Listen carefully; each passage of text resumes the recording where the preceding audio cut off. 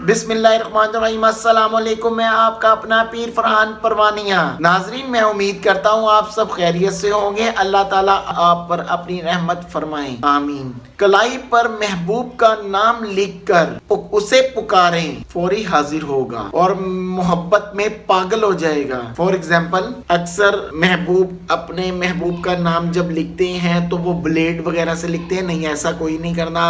आपने simple pen लेना है। पेन लेकर अपने उसका नाम लिखना है।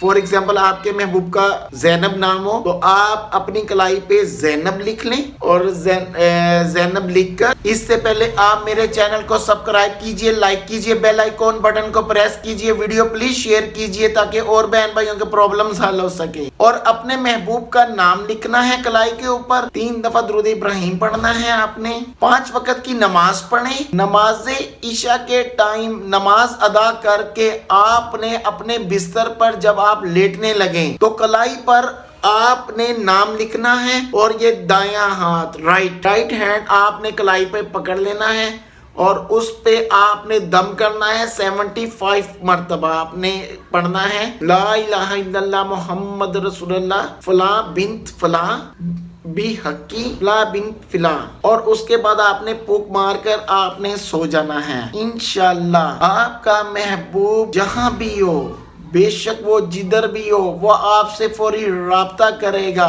और आपको कहेगा, देखा जो चेहरा तेरा मौसम भी प्यारा लगा, कानों में झुमका तेरे हमको सितारा लगा।